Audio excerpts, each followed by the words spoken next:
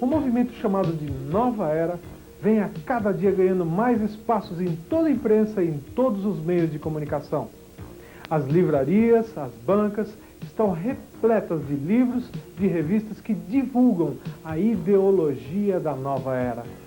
Mas, ao contrário do que muitos pensam, a Nova Era não é um retrato do que o mundo será no futuro. Muito pelo contrário. Ela é uma volta ao passado, como nós veremos a seguir. Eles estão trazendo temas como a volta das bruxas. Eles querem tirar aquela imagem negativa que as bruxas tiveram na Idade Média, na época da Inquisição. E eles creem que hoje as bruxas podem ser boas, podem ler o futuro das pessoas através das mãos ou através das cartas. Gnomos e duendes, quem diria? De fábulas contadas para crianças lá na Europa, na Idade Média, eles viraram agora os deuses da floresta. A supervalorização dos anjos, considerando que os anjos seriam como intermediários entre Deus e os homens, quando a Bíblia é muito clara e diz que só há um mediador entre Deus e os homens, Jesus Cristo. Este erro com relação ao ministério dos anjos não é coisa nova.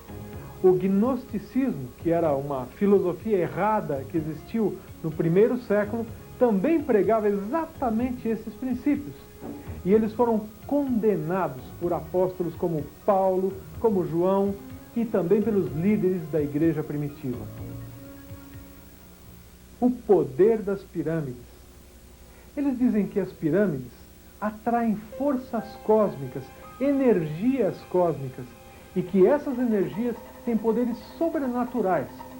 Ora, simplesmente as pirâmides têm a idade do Antigo Egito, séculos e séculos antes de Cristo.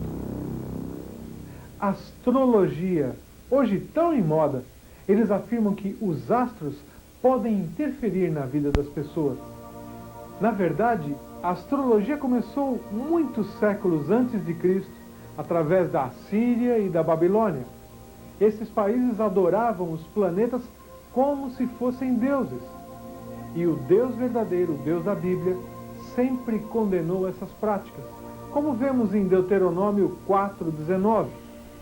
Guarda-te, não levantes os olhos para os céus, e vendo o sol, a lua, as estrelas, a saber, todo o exército dos céus, não sejas seduzido a inclinar-te perante eles, e des culto àqueles, coisas que o Senhor teu Deus repartiu a todos os povos debaixo de todos os céus. Certamente a volta ao passado da Nova Era não para aí. Helena Blavatsky, a fundadora do movimento teosófico e também uma das mentoras ideológicas da Nova Era, diz o seguinte a respeito de Deus e de Satanás no seu glossário teosófico. Deus. A teosofia não acredita no Deus bíblico nem no Deus dos cristãos. Rechaça a ideia de um Deus pessoal. O Deus da teologia é um ninho de contradições e uma impossibilidade lógica. Satã. O clero de todas as religiões dogmáticas considera Satã como inimigo de Deus. Porém, ao deixar de ser considerado segundo o espírito supersticioso e antifilosófico das igrejas, Satã converte-se na grandiosa figura de um personagem que faz do homem terrestre um homem divino. Deus e Satã, os dois supremos, são uma só e a mesma entidade vista de dois aspectos diferentes. Ou seja, segundo eles, Deus não é tão bom como a Bíblia diz. E também Satanás não é tão mau assim. Vale a pena lembrar do que Jesus disse a respeito do diabo em João 8,44. Ele diz que o diabo jamais se firmou na verdade, porque nele não há verdade. Quando ele profere a mentira, fala do que lhe é próprio, porque o diabo é mentiroso e pai da mentira. A nova era voltou tanto ao passado, que agora pretende redefinir quem é Deus e o diabo. Nosso objetivo com esse trabalho é interpretar a nova era segundo o ponto de vista da Bíblia Sagrada, que é a palavra de Deus. Assim sendo, nós vamos entrevistar diversos estudiosos do assunto que vão dar suas opiniões a seguir. Mas a nossa primeira pergunta seria: o que é nova era ou era de Aquários? O movimento Nova Era é um movimento que abrange todos os setores da sociedade. Muitas pessoas acreditam que Nova Era é um movimento religioso. Nova Era não é um movimento que abrange simplesmente um ou outro setor compartimentalizado. Ela está em todos os aspectos. Ela está na política, na economia, nas artes, no cinema, na televisão. Eles estão também na educação, na religião, na filosofia e daí por diante. Nós podemos dizer que a Nova Era é uma mega rede, porque é uma rede muito grande de organizações, indivíduos, entidades que estão relacionadas uns com o outro a nível mundial e que estão também operando em todos os níveis da sociedade, tanto no aspecto econômico como político, social e educacional. Agora, por que Nova Era? E por que Era de Aquários? Isso é muito simples. Os astrólogos que estão aí imputando, introjetando as suas ideias entre os New Agers, como são chamados os adeptos da Nova Era, eles dizem o seguinte: que o Sol, ele tem uma movimentação no zodíaco. E cada 2100 anos aproximadamente, ele passa de um ponto para um outro ponto vernal, ou ponto de primavera do Sol, como eles também chamam. Cada um desses pontos é uma era que se inicia. Por exemplo, na época de Jesus Cristo, quando ele veio aqui na Terra, o Sol estava na casa de Peixes. Então eles acreditam que nós estávamos debaixo da era de Peixes. E, consequentemente, Cristo teria vindo como um líder para impetrar, para introjetar todas as suas filosofias e ideologias, e que quando terminasse essa era, ou seja, ele já cumprisse o seu papel, deveria se entrar numa nova era, a Era de Aquários, que é a era que está se iniciando agora. Marilyn Ferguson, uma das principais defensoras do movimento Nova Era, ela diz o seguinte, que esse movimento também deve ser chamado de conspiração aquariana. Por que conspiração? Porque, segundo ela, neste livro aqui, como vocês estão vendo, A Conspiração Aquariana, na página 19, esta palavra conspirar significa respirar juntos. Ela afirma que é uma rede onde existem pessoas de todos os níveis, tanto líderes políticos, econômicos, quanto faxineiros, professores, crianças, todos os segmentos, os setores da sociedade, existem New Agers. E eles são como uma rede que, entrelaçada, caminham em direção a um único fim. Muitos deles nem sabem que isto é um movimento. Um outro aspecto importante que nós citemos aqui é o fato de que, para ela, a nova era pressupõe uma mudança de paradigmas, ou seja, uma mudança de modelos. Ela acredita o seguinte, que existem alguns modelos que já foram cristalizados na sociedade que precisam ser rejeitados. E ela diz até mais, que enquanto que estes modelos não forem rejeitados e mudados, substituídos, a sociedade vai continuar com problemas sérios, em todos os âmbitos. Problemas econômicos, problemas sociais, problemas culturais e daí por diante. Ela diz ainda que estes modelos, eles não são mudados assim de uma hora para outra. Esta é a razão porque eles estão introduzindo gradativamente, muito sutilmente, esses novos conceitos. E ela diz até mais que, no começo, eles são repudiados, mas eles vão encharcando a sociedade com esses novos modelos e as crianças que estão crescendo vão aderindo a esses conceitos e a hora que a sociedade viu, já assumiu estes novos modelos. Agora, não existe nada de novo na Nova Era. São antigas práticas seculares, já condenadas há muito tempo pela Bíblia. Práticas como astrologia, comunicação com os mortos, ou channeling, como se diz no inglês, reencarnação e adivinhação. Como vimos, a nova era é um movimento que pode tomar grandes proporções. Mas o que pretende a nova era? Quais serão os seus objetivos? O principal objetivo do movimento Nova Era é estabelecer uma nova ordem mundial. Agora, o que seria essa nova ordem mundial? Eu vou pegar aqui algum material para que você tenha uma explanação mais objetiva. Eu estou aqui em mãos com um livro chamado The Rockefeller File, ou seja, o arquivo Rockefeller. É um livro que foi escrito não por um sociólogo cristão, mas por um sociólogo americano não cristão, e ele está ali denunciando algumas das estratégias da família Rockefeller para ficar no top, obviamente, do poderio econômico mundial. Agora, muito mais do que simplesmente obter poder econômico, eles querem ter poder político. Eles querem controlar o mundo. Nesse livro é citado Henry Kissinger, um homem muito importante que participou de 2 legislaturas no governo americano. E ele lá em 1976, ele dizia o seguinte, eu vou traduzir aqui para vocês. É a crença de Kissinger que através de controlar o alimento, pode-se controlar as pessoas. E ao controlar energia, e especialmente o petróleo, pode-se controlar nações e sistemas financeiros. Através de colocar alimento, petróleo, debaixo de um controle internacional, num sistema único mundial, Kissinger está convencido que pode-se ter um governo mundial a partir do ano de 1980. Isso está na página 126 deste livro. O que eles querem? Eles querem uma nova ordem política. Para quê? Para que através de estabelecer este novo governo mundial, eles possam controlar o alimento do mundo e controlando o alimento do mundo, eles possam controlar o mundo como um todo.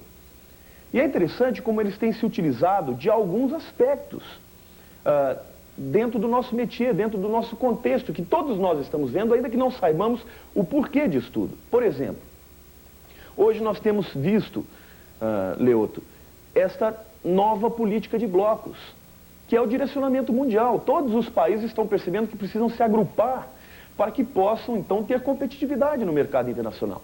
Por exemplo, nós temos aí a Comunidade Europeia. Temos também o Cone Sul, aqui na América do Sul, que é a união dos países sul-americanos. Temos lá na América do Norte, os Estados Unidos junto com o México e com o Canadá. E sabemos também que já existem planos concretos para que os tigres, assim chamados os tigres asiáticos, os países orientais, também se unam. Isto já é um princípio desta nova política de unir todo mundo, por isso uma nova ordem mundial. Para que se consiga fazer uma central única de alimentos, é importante que eles comecem também a estabelecer uma única moeda. E essa é a razão porque já existe na Europa também a tentativa e planos concretos de ter uma única moeda. Um próximo passo seria então o cartão de crédito e eles afirmam que no final de tudo nós teremos um número que será introduzido subcutaneamente, ou seja, por debaixo da pele, um número onde cada indivíduo, para comprar no supermercado, ele passe lá através do código de barras, o indivíduo receba então a sua cota de alimento, ou de roupa, ou de qualquer coisa. Em outras palavras, eles querem estabelecer um único governo mundial, controlando todos esses aspectos. A nova era pretende criar uma conscientização global, fazendo que o mundo viva dentro de um só governo, uma só posição religiosa, com uma nova consciência do poder inato próprio do homem para resolver os problemas que até então não têm sido resolvidos, dado a ignorância do homem quanto à sua capacidade para essa realização. O que eles pretendem também, além disso, é estabelecer uma nova religião, que seja única no mundo. Porque para os New Agers, a religião é um elemento que separa, um elemento separatista. Porque quando eu tenho uma crença diferente de alguém, eu não posso comungar com ele. Por isso eles propõem que caiam todas as barreiras étnicas, as barreiras religiosas, as barreiras psicológicas, morais, espirituais e daí por diante. O que eles dizem mais? Eles dizem para que isso seja feito, todas as pessoas precisam aceitar o código de fé da outra. Ao invés de eu repudiar a fé do outro, eu aceito aquela fé. E para que isso seja operacionalizado, eles procuram estabelecer o ecumenismo ou o sincretismo religioso. O que é sincretismo religioso? É a união de todos os credos. Sim, no grego, com, uma preposição que dá a ideia de estar junto de. E cretismo vem de credo. Portanto, o sincretismo é unir todas as fés. E o ecumenismo propõe isso também, onde todas as religiões estejam unidas, aceitando umas às outras e até mesmo estabelecendo uma nova religião que seja produto de tudo isso. Nesta revista aqui, que é uma revista muito conhecida, vendida em qualquer banca de jornal aí, chamada Ano Zero, ela diz o seguinte: nesta reportagem, onde aparece o templo da LBV, lá em Brasília, nessa reportagem, nós vemos claramente a ideologia, a filosofia da religião da LBV, que é o ecumenismo. Agora, como, pastor Leoto, eu posso comungar com alguém que não creia que Jesus Cristo é o único caminho? Como eu posso estar ao lado de alguém, partilhar da mesma fé, de alguém que crê que uma pessoa reencarnando, ela vai purgar, ela vai purificar, ela vai perdoar os seus pecados?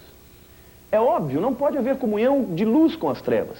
Nós sabemos que existem diferenças denominacionais e temos que respeitar essas diferenças. Agora, naquilo que é essencial, nos aspectos primordiais, prementes, nós não podemos abrir mão. O sincretismo religioso é um golpe frontal contra a igreja verdadeira de Cristo, que não é uma igreja que defende placa, nem nome de igreja, mas a igreja espiritual, universal, que está em todo o mundo. No próximo bloco, você saberá quais são as possíveis origens da nova era, quais as principais influências religiosas que ela tem e também a hierarquia entre seus adeptos.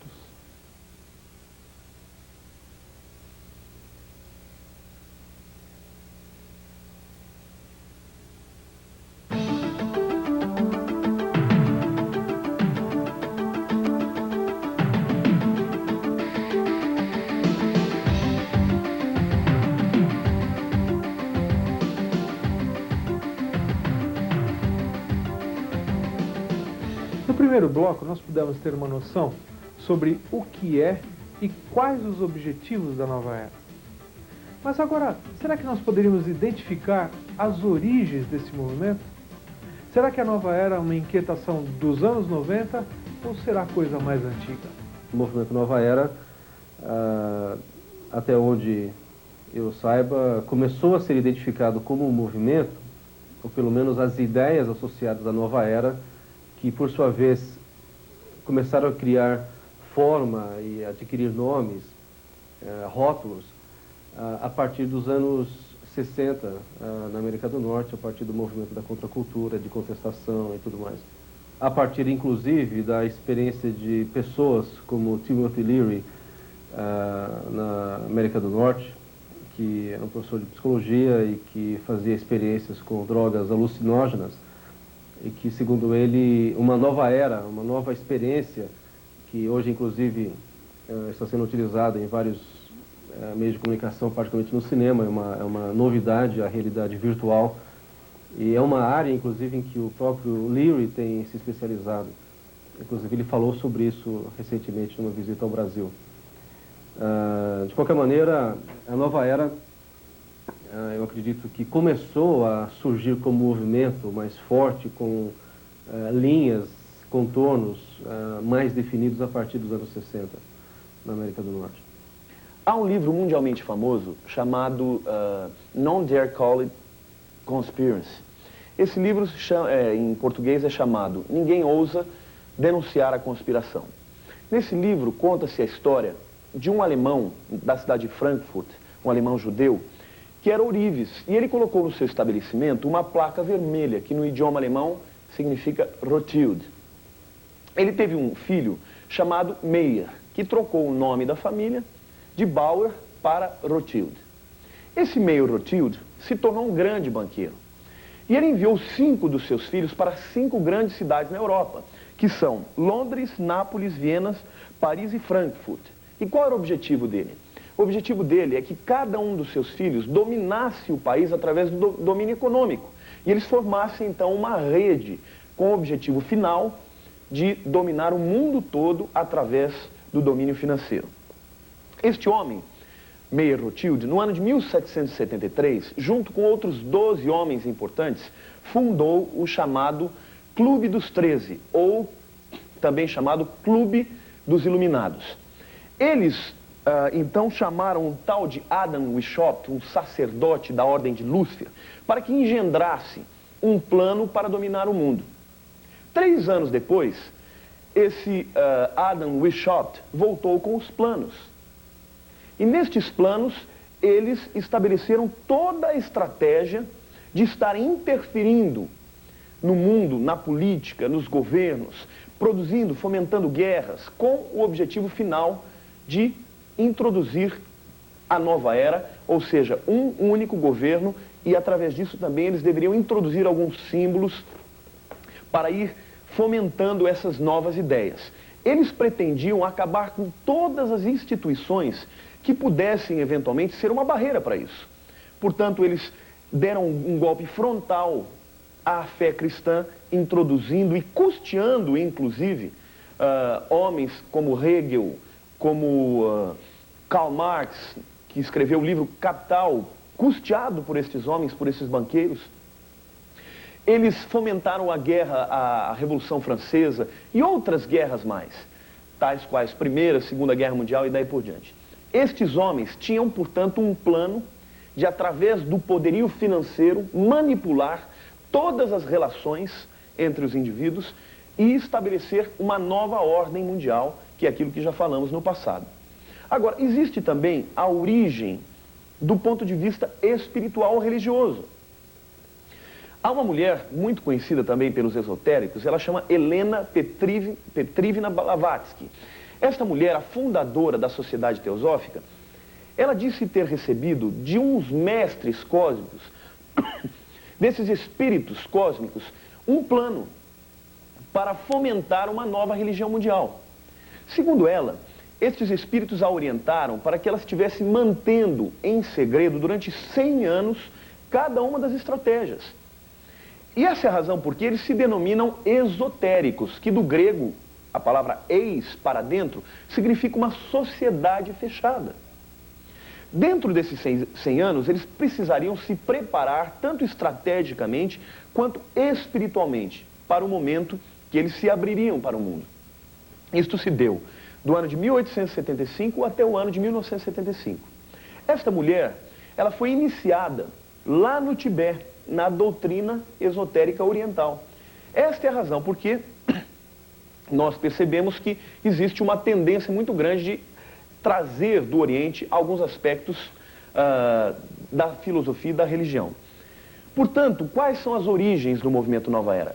Do ponto de vista político-econômico, lá atrás, com Rothschild, e do ponto de vista religioso, com Helena Blavatsky. Quanto à origem do movimento da Nova Era, é difícil estabelecer um momento quando ela começou. Algumas pessoas dizem que a Nova Era surgiu na década de 60 com o movimento hippie. Há muitos que discordam disso. Outros vão colocar o movimento da Nova Era com Helena Petrovna Blavatsky, uma russa que fundou a Sociedade Teosófica nos Estados Unidos em 1875. Também eu acho difícil estabelecer ali o momento do surgimento da Nova Era. Eu creio que, acho que não tem momento melhor, no meu entender, do que colocar o início da Nova Era em Gênesis capítulo 3, quando a serpente chega no Éden e começa a enganar os nossos primeiros pais, dizendo: vocês poderão ser como Deus. Acho que seria o melhor momento de estabelecer o princípio da Nova Era, desde que ela também transmite a ideia de que o homem pode chegar à deidade, é um Deus também, e que ele precisa despertar o Deus que está dentro dele. Qual a maior influência religiosa dentro da Nova Era?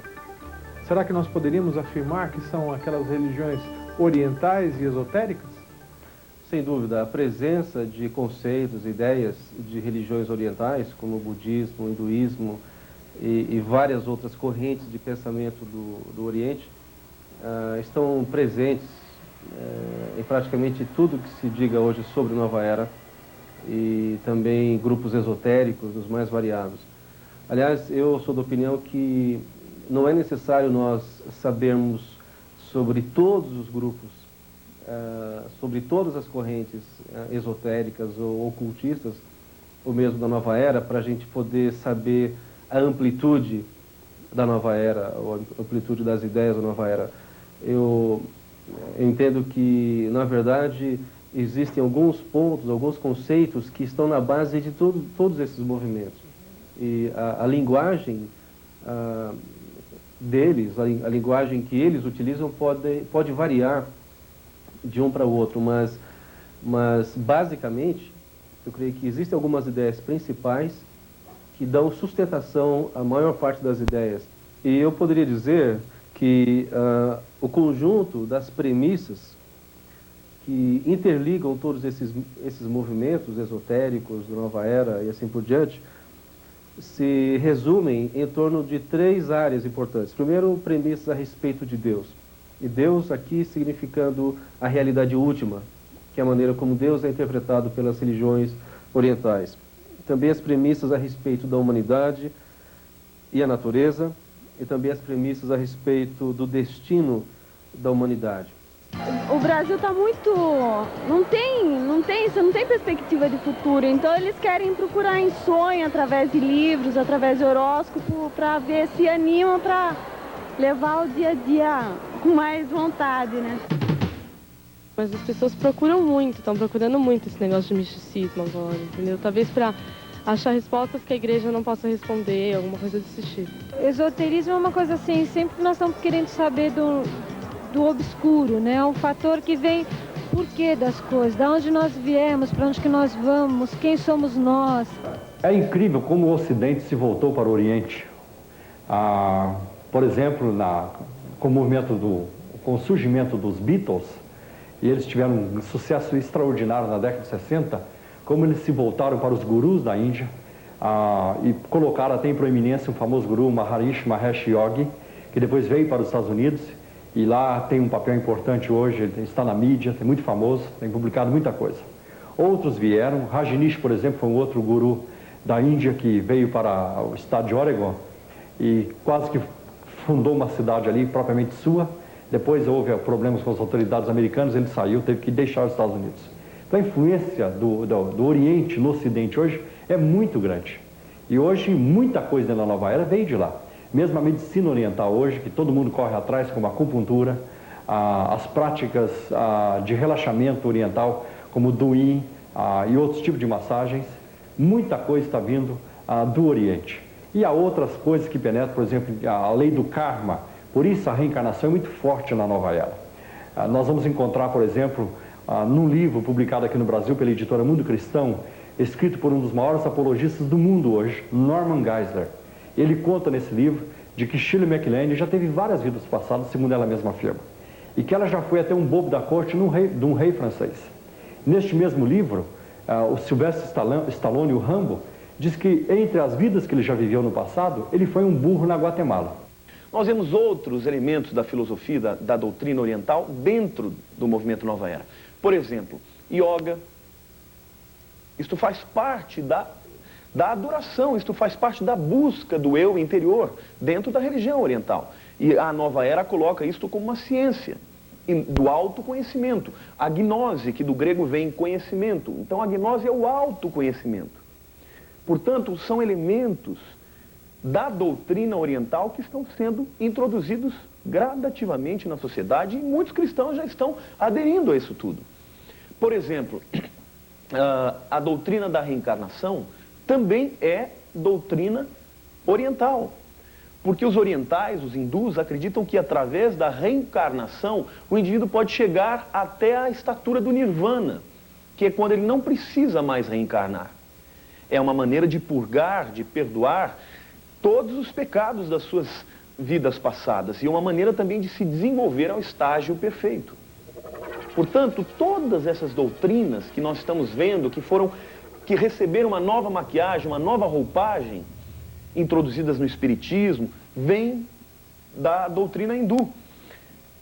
As pessoas mais importantes dentro da área de filosofia e religião são Helena Blavatsky e Alice Bailey. Para vocês terem uma ideia, Alice Bailey foi uma mulher que ela foi discípula de Helena Blavatsky. Essa mulher, ela tinha uma editora chamada Lucifer Trust, ou seja, Confiança em Lúcifer. Para não dar muita bandeira, eles mudaram um pouquinho o nome disso aí para Lucis Trust. E essa editora existe até hoje. Fala inclusive do reaparecimento do Cristo E ali dita alguns aspectos que são claramente ligados ao anticristo. Portanto, a doutrina da nova era religiosa é uma doutrina sincretista.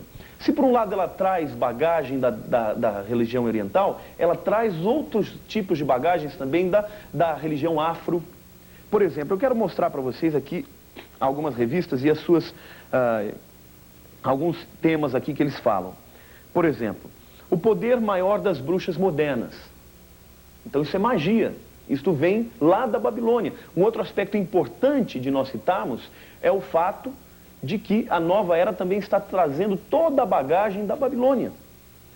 Quando Deus, lá em Deuteronômio 18, diz: quando entrares na terra que o Senhor teu Deus te der, não aprenderás a fazer conforme as abominações daquelas nações. E ali começa a seguir, citar todos os aspectos que Deus rejeitava e abominava. E dentre esses estavam leitura de mãos, consulta de mortos, necromantes, passar filhos pelo fogo. Quer dizer, todas essas práticas de bruxaria que nasceram na Babilônia e foram sendo disseminadas em todas as culturas apóstatas, estão sendo trazidas de volta.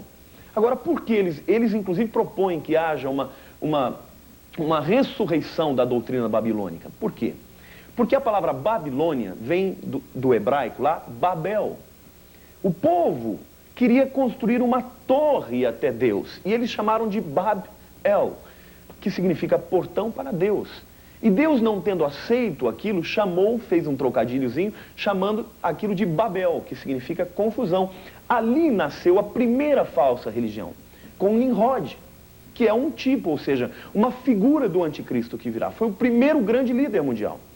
Portanto, a nova era está trazendo de volta toda esta bagagem oriental, assim como da Babilônia, assim como de religiões afros, ou seja, aquele sincretismo que eu citei. Será que existe uma divisão de trabalho ou mesmo uma hierarquia entre os adeptos da nova era? Existe. Alice Bailey, aquela autora que eu já citei, ela escreveu um livro chamado O Reaparecimento do Cristo. Esse livro, por sinal, é muito difícil de ser encontrado. Mas neste livro, ela dá uma hierarquia espiritual que está envolvida na preparação da volta do Cristo. Para eles, obviamente, o Cristo não é o nosso Senhor Jesus, mas o próprio Maitreya. Existe uma certa divergênciazinha aí. Existem alguns adeptos que acreditam que o Maitreya vai ser a encarnação de Saint-Germain, que é um espírito que morreu no passado, mas que vem se reencarnando em pessoas importantes durante todo esse processo de operacionalização desse plano. Nós estamos aqui com a figura de Saint-Germain, que é o nosso conhecido mestre da nova era, o avatar da nova era. Ele foi Cristóvão Colombo, dizem que foi William Shakespeare, mas na verdade ele se utilizava do nome de William Shakespeare. Ele foi Francis Bacon, foi Roger Bacon, foi São José, pai de Jesus. Quer dizer, ele teve várias encarnações importantes e o movimento dele é para libertar o planeta Terra, que está sempre em ação com a liberdade. Em 1º de maio de 1954, Jesus passou às mãos de Saint-Germain o cetro e a coroa do avatar da nova era. Isso foi uma cerimônia sagrada e cósmica que aconteceu nas esferas internas do nosso planeta e foi uma coisa muito bonita, porque Saint-Germain assumiu definitivamente o seu posto dentro da hierarquia para reger a nova era. Outros acreditam não, que o Maitreya vai ser o sustentáculo, vai ser o receptáculo de um espírito de luz muito mais superior para impetrar, para levar a cabo o objetivo de um único governo mundial e uma única religião. Mas qual é então a hierarquia que Alice Bailey propõe no seu livro? Em primeiro lugar, ela diz que existe o Shambhala, ou seja, o reino de luz, onde Lúcifer reina. E segundo o entendimento das Escrituras, isto significa o lugar onde Lúcifer reina. Este é o lugar onde Lúcifer reina. Depois disso vem os chamados mestres cósmicos, que segundo Efésios capítulo 6, são as legiões da maldade que estão nas regiões espirituais. Abaixo disso então viria o Maitreya, que seria o instrumento. O homem, um instrumento que vai levar a cabo este plano. Segundo o contexto bíblico, é muito provável que ele seja o anticristo. E este Maitreya, o que ele faria?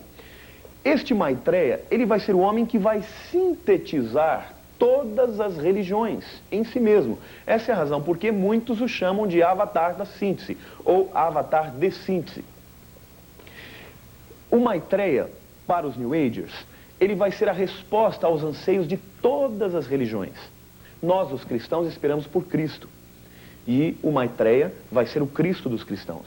Os judeus esperam pelo Messias. Ele vai ser o Messias dos judeus. Os budistas, o Buda. O Hare Krishna, o Krishna. Os hindus. E daí por diante. Ou seja, ele vai sintetizar todas as religiões em torno de si mesmo. E eles dizem mais, que cada um destes grandes líderes do passado será um dos seus apóstolos. Jesus Cristo, por exemplo, vai ser o apóstolo que vai ser responsável pela igreja. Portanto, Cristo vai cuidar só das igrejas cristãs. O Buda vai cuidar só das religiões budistas e daí por diante. Abaixo do Maitreya, ela acredita que vai haver um outro ainda, um avatar de síntese, que provavelmente, segundo o contexto bíblico, poderia ser o falso profeta, que vai ser aquele que vai intermediar, aquele que vai falar do anticristo. E esse avatar de síntese vai ser aquele que vai defender todos os interesses do Maitreya. Abaixo disso vem o novo grupo de servidores do mundo, que é subdividido em dois pequenos grupos, os instruídos e os aspirantes. Seriam as pessoas. Os instruídos são aqueles indivíduos mais sensitivos, segundo eles, que recebem os recados, as lições dos mestres cósmicos, ou seja, dos espíritos malignos. Eles recebem e vão divulgar como profetas. E eles estão colocados em todos os setores da sociedade. Eles são artistas, são sensitivos, são psicólogos, são médicos, mas são pessoas que estão mais abertas para captar essas novas mensagens. E abaixo desses são os aspirantes, que são quem? Que são as pessoas que são iniciadas, mas que não atingiram ainda o nível para receber estes ensinamentos, estas mensagens que vêm do além. Portanto, são estes os elementos da hierarquia. E por último lugar, eles citam ainda o arco-íris, que seria o quê? A ponte das mentes até o reino cósmico de Shambhala, onde Lúcifer reina. Em outras palavras, eles dizem que cada indivíduo que vai fazer parte deste movimento precisa passar por um processo de iniciação luciférica, ou também chamado de iniciação esotérica, para que esse indivíduo receba um sinal de luz, e ao receber esse sinal de luz, ele abra a sua mente, ele quebre todas as barreiras interiores para que ele possa então se tornar um iniciado e depois um instruído e daí por diante se tornar um grande instrumento para a propagação do movimento Nova Era. Arco-íris, 666, fita entrelaçada sem fim, esses são alguns dos símbolos da Nova Era. No próximo bloco você vai saber o porquê da utilização desses símbolos. Conheça também um pouco sobre a música New Age. E também você vai saber a repercussão dos ideais da Nova Era dentro do meio empresarial.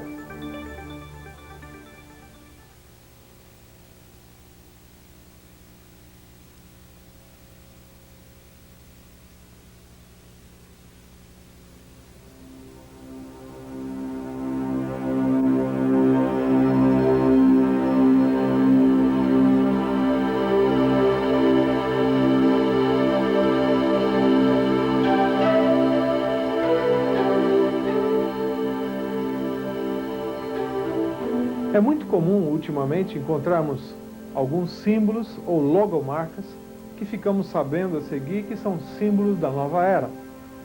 Mas qual a razão da utilização de símbolos na Nova Era e quais são esses símbolos?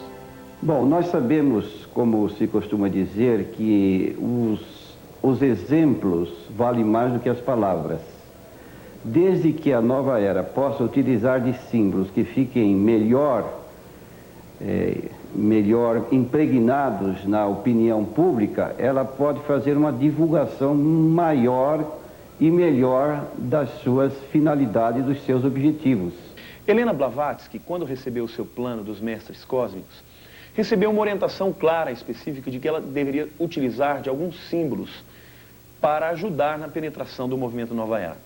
Quando nós compramos um produto, nós compramos a imagem que ele traz consigo. Os símbolos servem para isso.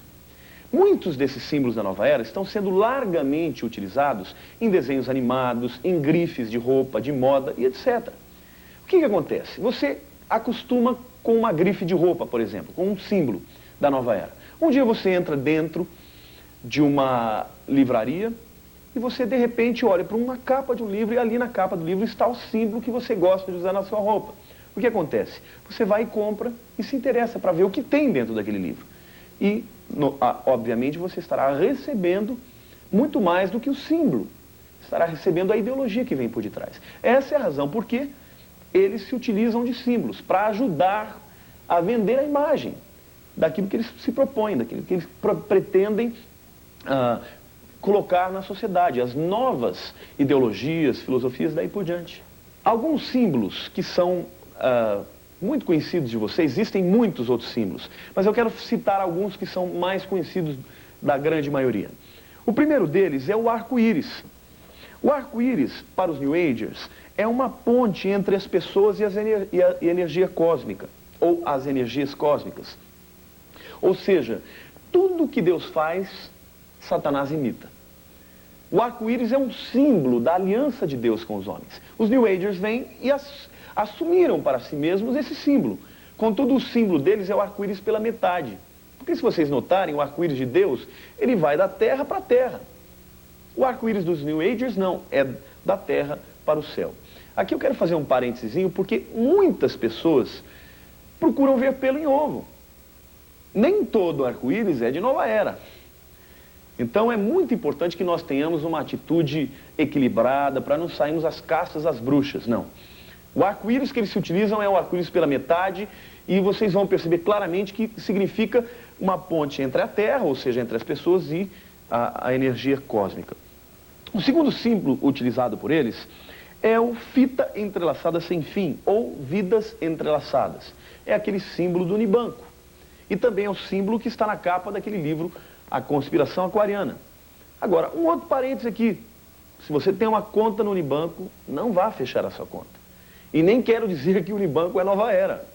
Mas esta é mais uma forma da gente estar aqui provando e denunciando como eles se introduzem muito sutilmente em todos os segmentos da sociedade. Esse símbolo tem a ideia de todos nós estarmos ligados uns aos outros e que os problemas da humanidade são, na realidade, problemas de todos, não são simplesmente problemas de cada um dos países, ou de raças, ou de credos. Então, esse símbolo dá a ideia de que nós devemos nos unir e acabar com todo tipo de separação. O terceiro símbolo, que é muito conhecido, é o símbolo do Yin e Yang, ou também conhecido por vocês como Town e Country. Esse símbolo, como vocês podem notar, parecem dois peixinhos, um de ponta cabeça em relação ao outro, e eles são absolutamente simétricos. Se você notar bem, na parte branca tem um pontinho preto, e na parte negra tem um pontinho branco. O que isso significa? Que os dois opostos precisam um do outro. Ou seja, o bem não vive sem o mal, e o mal não vive sem o bem. E eles ainda, através desse símbolo, estão afirmando que não existe nada que seja absoluto. Não existe bem que seja absoluto. E essa é a razão porque existe um pontinho preto no branco. E não existe mal que seja totalmente mal. E essa é a razão porque existe um pontinho branco no preto. Esta é uma ideologia zen budista, que está sendo infiltrada na sociedade. Eu não sei se vocês se lembram daquela novela que tinha uma música que falava assim: meu bem, meu zen, meu mal. Esta filosofia afirma que não existe nada que seja absoluto, ou seja, todos os opostos, todos os extremos são maléficos. Como consequência disso, por exemplo, eles afirmam que você tem dentro de si tanto o lado masculino quanto feminino. Vocês se lembram daquela música do Pepeu Gomes, masculino e feminino? Ser um homem masculino não fere o meu lado feminino. Se Deus é menino e menina, também posso ser masculino e feminino. Ou seja, esta filosofia, ela fere frontalmente todos os absolutos de Deus. E a palavra de Deus é muito clara quando diz que Deus é luz e nele não há nenhuma treva. Portanto, aí está um padrão de absoluto, o padrão de Deus. E a palavra de Deus nos leva, nos exorta, nos admoesta a buscarmos esse padrão. Quando Pedro fala na sua carta, sede santos porque eu sou santo. Portanto, esta ideologia está relativizando os absolutos de Deus. Ninguém tem mais que fazer A ou B, porque isto é segundo cada um. Não existe verdade que seja absoluta. A verdade pode ser verdade para você e não ser para mim. Esta é a ideologia da nova era que está sendo disseminada através desse símbolo Yin e Yang. O quarto símbolo que nós vemos usado também largamente é o unicórnio. E como vocês podem ver, o unicórnio tem um corno na testa. E significa liberdade sexual. Eles apregoam a liberdade sexual a despeito dos indivíduos estarem vinculados a uma relação de matrimônio. Portanto, mais uma vez nós vemos uma afronta à palavra de Deus. O quinto símbolo que nós estamos vendo aí é a cruz com o laço, também muito utilizado pelo movimento hippie. Significa o quê? Desprezo da virgindade. E é um símbolo também da deusa do amor, que é Vênus. Um outro símbolo muito utilizado pela nova era é também aquele que se encontra em Apocalipse 13:18, é o 666. Este símbolo, segundo a opinião de escritores da nova era, como Alice Bailey, declara que este símbolo traz muita sorte. E como é um número que aparece na Bíblia, e como a Bíblia é um livro lido mundialmente, então há uma fixação maior da nova era representada pelo símbolo 666. Há outros símbolos que a nova era se utiliza, como por exemplo a cruz suástica, também utilizada pelo nazismo nos tempos de Hitler, na criação de uma raça superior que estabeleceria dentro dos princípios do nazismo um tipo áureo de um reinado de paz, pelo menos por 1000 anos. E como o objetivo da nova era será um futuro governo de paz mundial, então este símbolo também é utilizado dentro da nova era. Outro símbolo muito utilizado também é a estrela de 5 pontas. Esta estrela de 5 pontas, ela foi emprestada da magia negra, também chamada de pentagrama, que é aquele círculo fechado onde há uma estrela de 5 pontas, onde as pessoas adentrando fazem o seu culto satânico, buscando lá as energias místicas. Este símbolo ele é utilizado pelos New Agers, e eles dizem o seguinte, que as duas pontas para cima significam Lúcifer reinando, e as duas pontas para baixo, ou seja, quando as duas pontas estão para baixo e não para cima, significam o homem sendo Deus. Quero também fazer aqui um parêntese. Nem toda estrela é símbolo de nova era. Existem grifes que existem, por exemplo, de calçados, como All Star, que usam a estrela de 5 pontos. Isso não significa que eles são da nova era. E o último símbolo que eu gostaria de citar aqui para vocês é o chamado de cruz de Nero, ou pé de galinha, ou pé de duende. Este símbolo ele era utilizado na Idade Média como um símbolo ligado a Satanás, a todas as seitas satânicas. Isso é muito significativo. Ele foi trazido de volta para a sociedade por um ateu chamado Bertrand Russell. Esse indivíduo, no ano de 1958, ele introduziu esse símbolo com o intuito de lutar contra a corrida armamentística. Era um grito pela paz. Contudo, como ele era ateu, ele chamou esse símbolo de paz sem Cristo. E esse símbolo foi, mais para frente, posteriormente, usado pelo movimento hippie e é usado até hoje por todos aqueles que lutam pela paz. Só que a palavra de Deus diz que não existe paz sem Cristo. Por quê? Porque Cristo é o príncipe da paz. Somente Cristo pode estabelecer equilíbrio dos homens para consigo mesmos, dos homens para com Deus e dos homens para com seus semelhantes. Talvez você já tenha ouvido falar da música New Age, ou música da nova era. E nós vamos agora ficar sabendo um pouco dessa música e a sua utilidade no movimento. Em primeiro lugar, quero dizer que a música da Nova Era é uma música de extrema qualidade. O interessante também é que ela traz em si mesmo elementos tanto eletrônicos, odiernos do momento, quanto elementos antigos, antiquados, elementos orientais. São músicas onde trazem em si mesmas também sons aquáticos, que trazem uma paz interior muito grande. E eles procuram abaixar a atividade do cérebro. Se você vai, por exemplo, a um médico tirar um eletroencefalograma, ele vai medir o comprimento de ondas, o seu comprimento de ondas, através de um código que eles chamam de diagrama de ondas. Esse diagrama de ondas divide os níveis de percepção em alguns nomes. O primeiro deles é o estado beta, que é o estado chamado de vigília. É quando você está acordado. Quando você está nesse estado, você responde a todos os estímulos e você tem condições de apreender, refletir e até mesmo negar ou aceitar. Quando você começa a entrar num estado de sonolência, eles chamam esse novo ritmo, esse novo estado, de estado alfa. E como é caracterizado esse estado? Você recebe as informações, mas você não mais reage a elas. E os New Agers se utilizam da música da Nova Era exatamente para isso.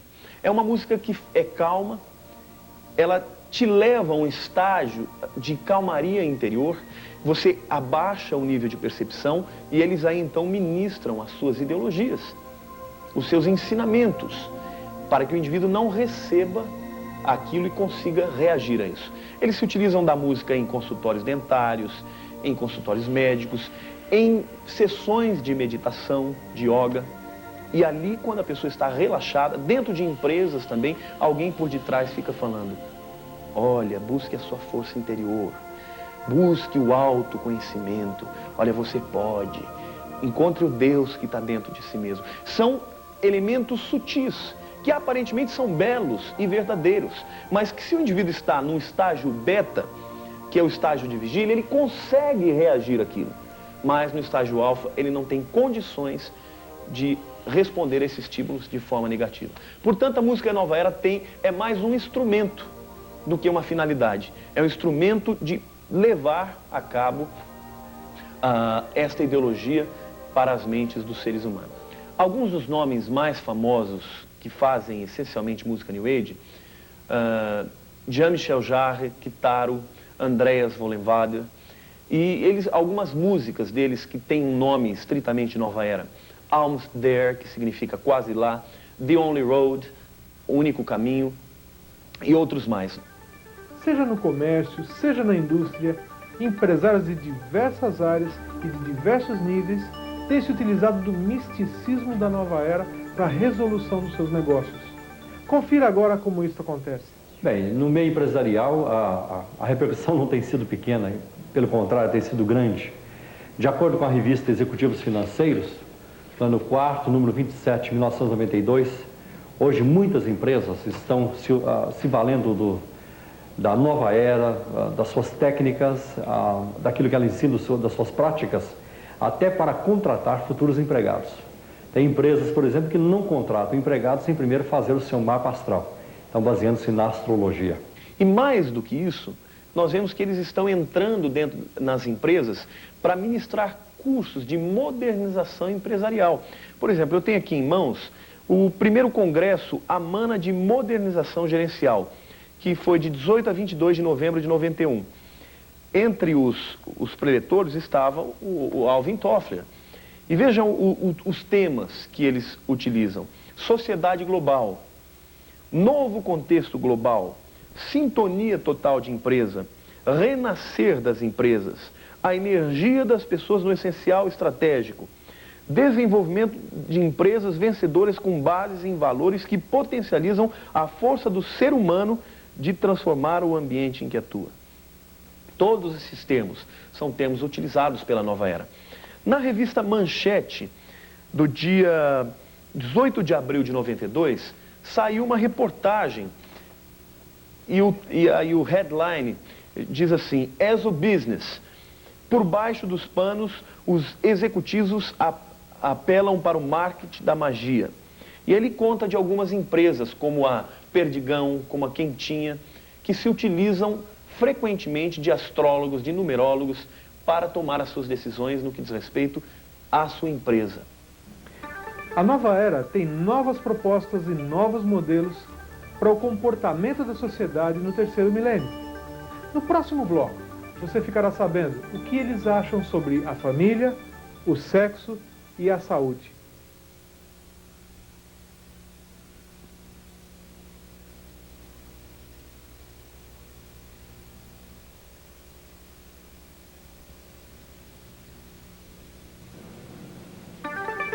Vamos conhecer agora algumas das propostas e modelos da nova era quanto à família, o sexo e a saúde. Não se pode falar sobre mudança nos modelos familiares sem citar o mundialmente famoso escritor Alvin Toffler, autor de alguns best-sellers tais quais Choque do Futuro, A Terceira Onda, A Alteração de Poder.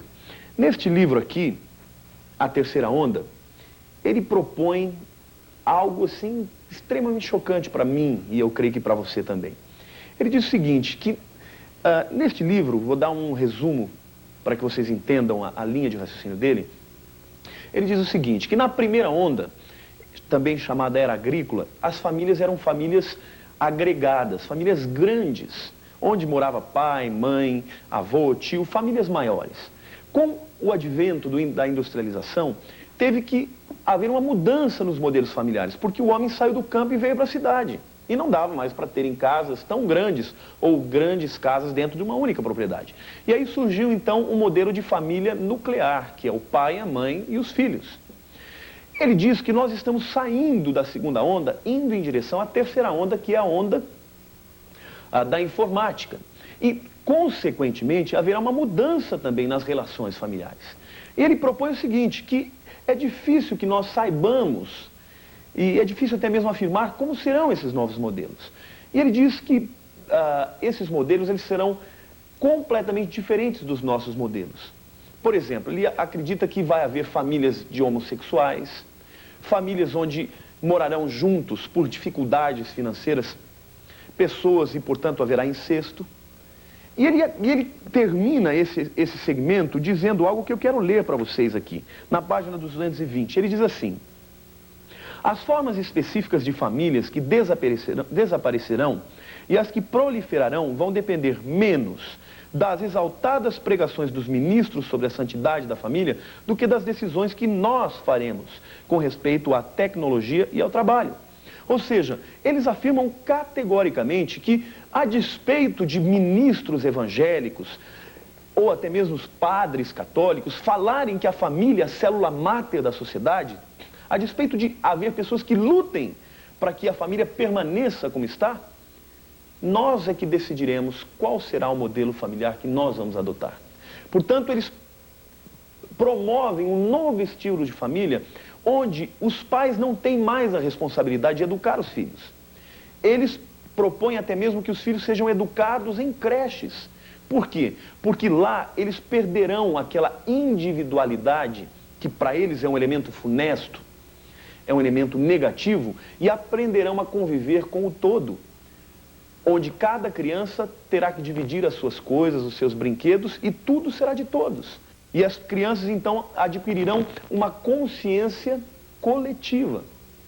Os New Agers pretendem acabar com a família nesses moldes, porque eles sabem que não existe ninguém mais capaz de produzir um comportamento ético, moral, uma visão cosmológica do que os pais que amam os seus filhos e cuidam deles.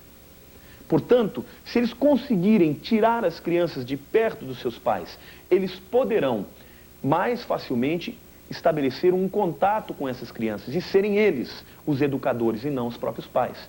Nós sabemos que a nova era tem ideias pacifistas.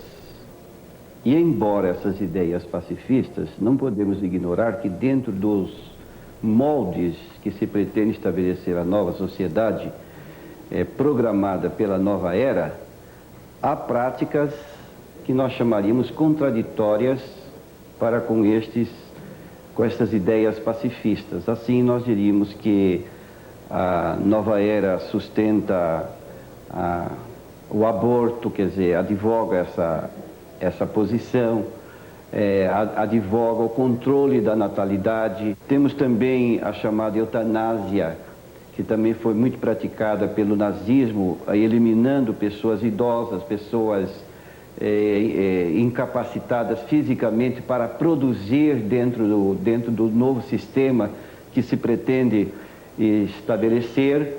E também se fala até na purificação da humanidade, ou seja, aquelas pessoas que não aderirem à nova consciência programada para a era aquariana, essas pessoas deverão ser eliminadas, porque estariam prejudicando o estabelecimento dessa nova posição mundial pela qual luta a nova era. As informações que nós acabamos de prestar podem ser encontradas na revista Pergunte e Responderemos, número 363/92, na página 27. Essa revista Pergunte e Responderemos é editada pela editora Lumen Christi. A nova era, como nós percebemos, ela procura acabar com todos os opostos, com todos os extremos e absolutos.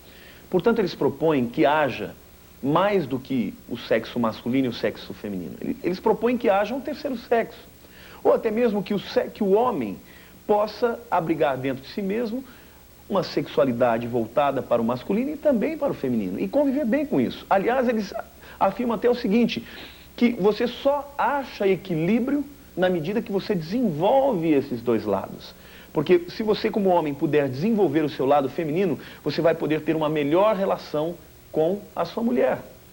E se você, como mulher, puder desenvolver a sua sexualidade masculina, você vai poder entender o homem na sua plenitude masculina. Então, eu quero citar um livro aqui de uma psicanalista, June Singer, que chama Androginia, rumo a uma nova teoria da sexualidade. Essa palavra androginia vem do grego andros, homem, guiné, mulher. E esta mulher, ela propõe que todos nós deveríamos caminhar em direção à androginia, ou seja, ter dentro de nós mesmos o lado masculino e o feminino. E ela, na contracapa, ela termina dizendo, a androginia talvez seja de fato o princípio norteador de uma nova era.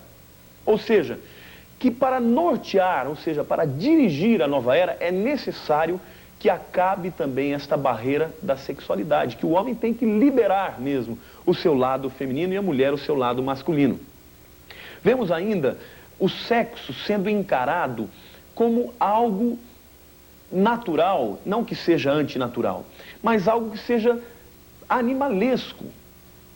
Não existe o lado ético, o lado moral, espiritual que o sexo tem dentro das Escrituras. Quando nós vemos nas Escrituras, nós percebemos que isso foi um presente de Deus dado ao homem para que, junto com a sua esposa, ele compartilhe do amor que é semelhante ao relacionamento que nós teremos um dia com o Senhor Jesus. Mas o sexo para a nova era é simplesmente uma válvula de prazer. E a nova era tem usado muito também o Tantra, que é o yoga do sexo, ou a mística do sexo. Como vocês podem ver nesta revista Ano Zero, a primeira revista, nós temos aqui uma defesa do que seria o sexo como caminho para Deus. Eles acreditam que se você desenvolver toda uma mecânica sexual, de não somente levar o indivíduo ao êxtase físico, mas ao êxtase espiritual, o homem estará desenvolvendo o seu relacionamento com Deus. Durante toda a história da humanidade, nós vimos várias heresias que procuravam tirar o caminho a Deus, que é Jesus Cristo, e colocar outro instrumento que levasse a Deus.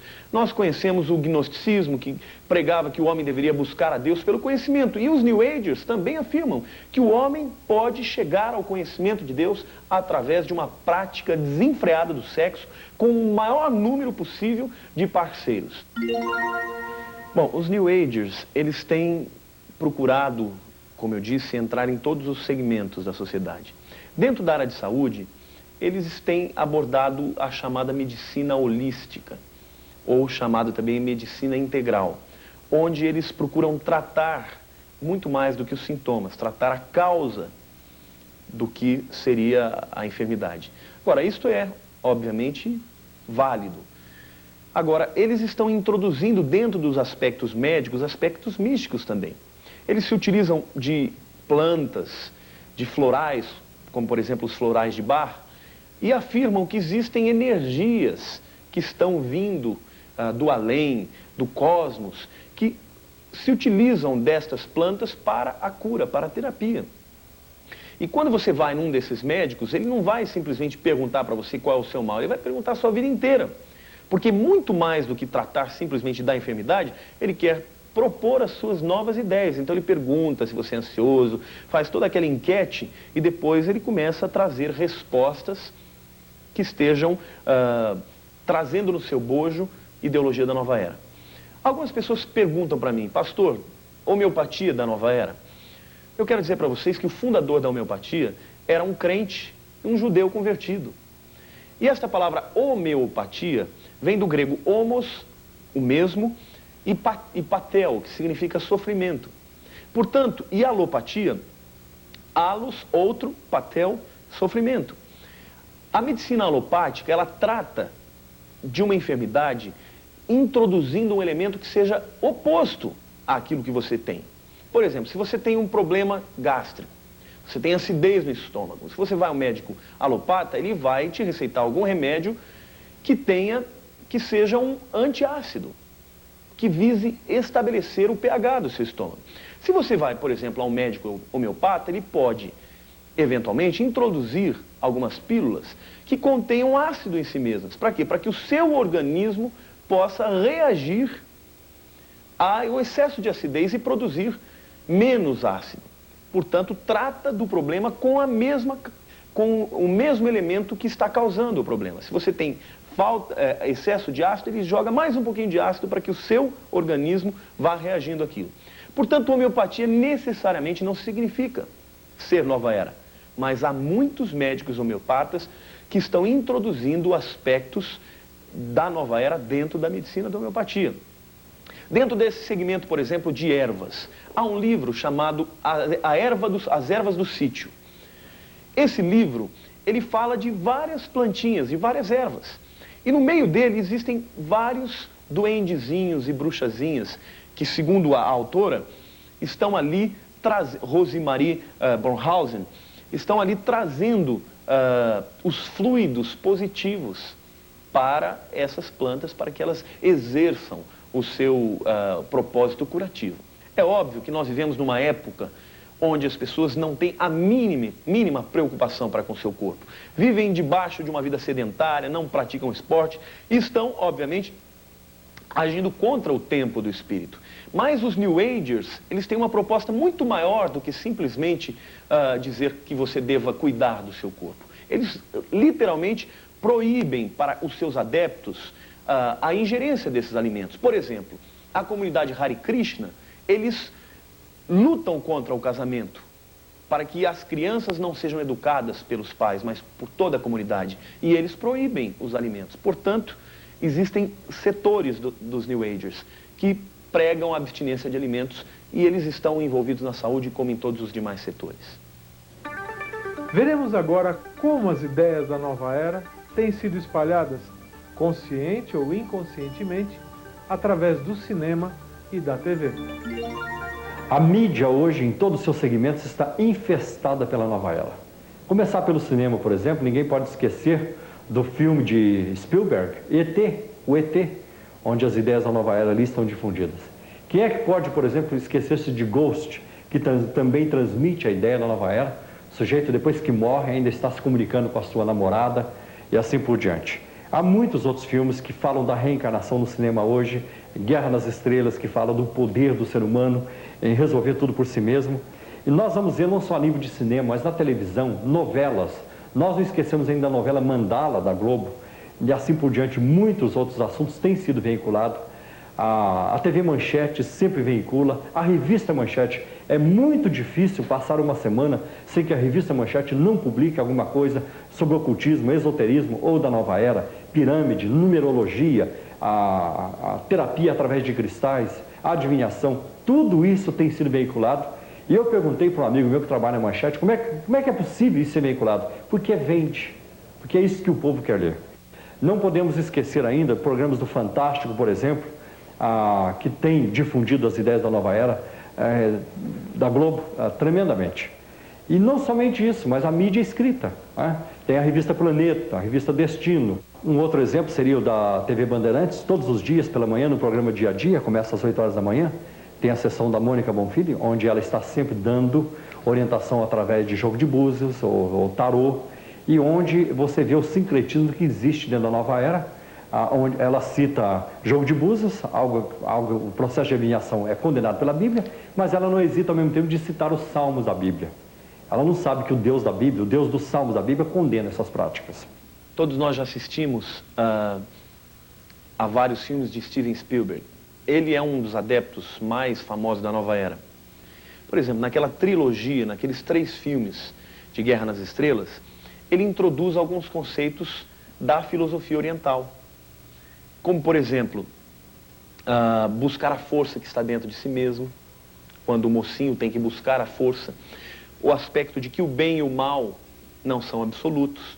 No último filme, O Retorno de Jedi, o herói mata o Darth Vader, que é o bandido da história, e no final ele volta a ser bom e se une lá ao outro mestre que estava já na eternidade.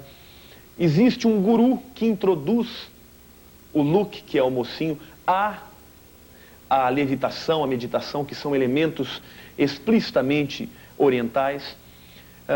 Os filmes do Spielberg, por exemplo, ET, Contatos Imediatos de Terceiro Grau, são filmes que introduzem a comunicação dos seres humanos com extraterrestres, porque eles acreditam que estes seres cósmicos são, entre outras palavras, seres extraterrestres que estão enviando as suas mensagens. Dentro da TV nós temos desenhos tais quais He-Man, She-Ra. He-Man, que vem originalmente no inglês, no título original, Hell-Man, que é Homem do Inferno. E o herói da história tem os seus poderes de Grey Skull, que no inglês é Grey, cinzento, Skull, caveira. Ou seja, ele busca o seu poder na caveira cinzenta, no reino da caveira cinzenta. Portanto, o herói, o homem bom, busca o seu poder lá na caveira cinzenta. She-Ra, Ra é um deus sol egípcio, portanto, novamente trazendo ali a bagagem de todo o orientalismo.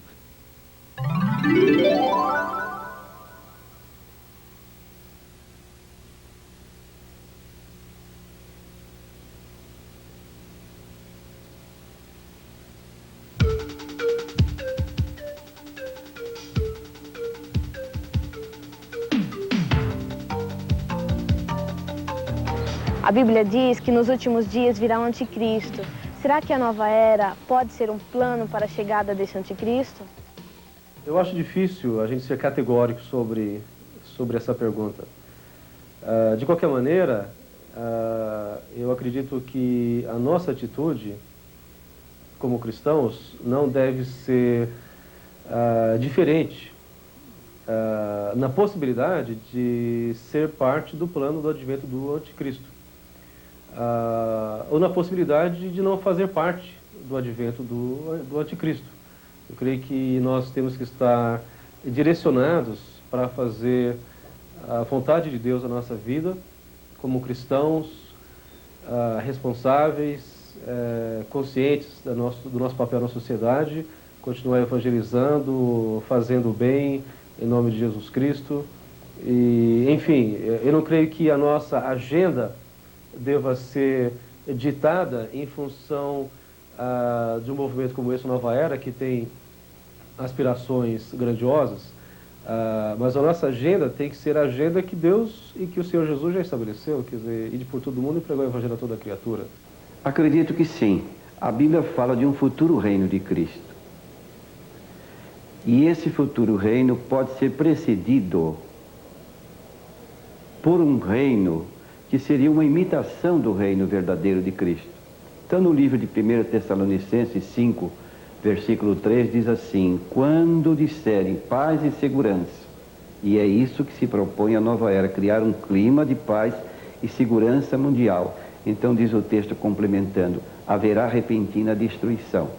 De modo que essa ideia da criação de um Estado, de um governo mundial, não é a primeira vez que se procura estabelecer. Já houve ocasiões, como a história registra, de imperadores como Napoleão, como Hitler, que pretenderam estabelecer este império mundial e não deu certo, como agora se pretende estabelecer pela nova era, e certamente será um fracasso, porque principalmente a nova era está baseada em considerações, em apoios astrológicos, como o próprio nome define, era aquariana, falando de um período, de uma era que nós vamos agora entrar a partir do ano 2000, que se caracterizaria então por uma paz mundial que até então não tem havido.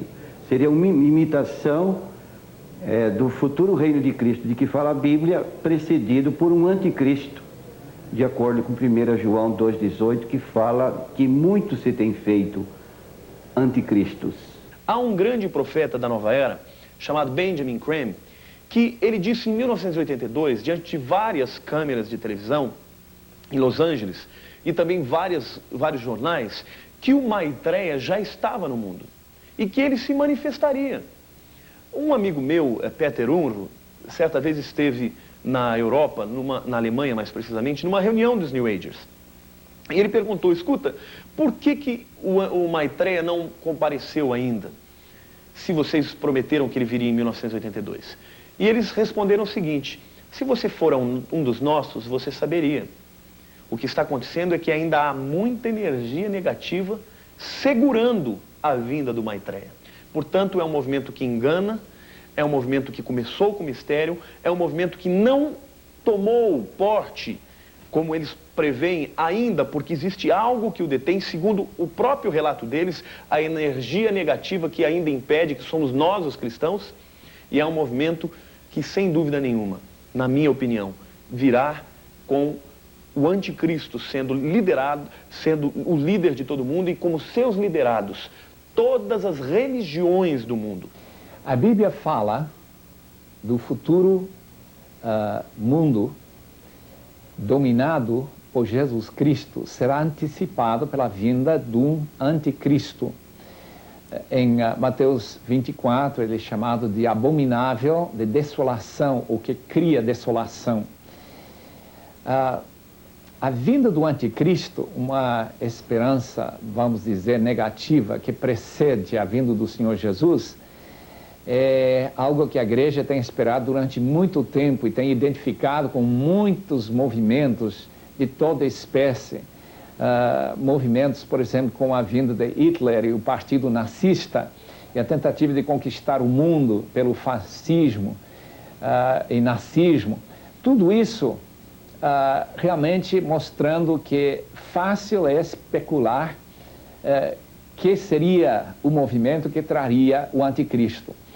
Não é a primeira vez que eu penso que a possibilidade desta chamada religião mundial da nova era daria para o anticristo vir e tentar cortar toda a possibilidade dos cristãos viver no mundo. De fato, é fácil imaginar que isto aconteceria, porque o anticristo, segundo Paulo escreve em 2 Tessalonicenses 2, será uma espécie de Deus, e a nova era afirma que todos nós somos deuses, mas evidentemente tem que ter um Deus acima dos outros deuses para poder controlar e dominar. Pessoalmente, eu não vejo sinais assim muito claros ainda desta união entre um que virá para dominar o mundo, chamado Anticristo, e esta nova era. A possibilidade de uma revelação, como a Jean Dixon falou já há muitos anos, que já existe um indivíduo cujo nome é desconhecido, que nasceu no ano 62 e que estaria trazendo paz para o mundo antes do fim desse milênio. Essas possibilidades, se concretizar, eu ficarei muito mais convencido da possibilidade da nova era ser religião mundial, que realmente dará respaldo para as profecias se cumprirem sobre o anticristo. A Bíblia deixa assim bastante claro que esse indivíduo dominará o mundo através de religião, que ele estará ligado à religião. Interessantemente que a Nova Era usa bastante a Bíblia em pontos onde convém, mas que no fim ele será tremendamente contrário aos cristãos e ao cristianismo verdadeiro. E a Bíblia mostra no livro de Apocalipse, capítulo 13, que ele fará guerra contra os cristãos através de martírio, matando todos quantos ele puder. Se estamos entendendo bem, portanto, a vinda do anticristo, será um tipo de indivíduo que trará de início paz ao mundo e depois tomará o poder total, ditatorial, para depois combater tudo que não for de seu pensamento, de seu lado. De fato, Satanás sempre queria ser adorado, e sendo anticristo, que significa no original aquele que vem em lugar de Cristo, será muito interessante para ele ser adorado por intermédio de uma religião semelhante a esse pensamento Nova Era.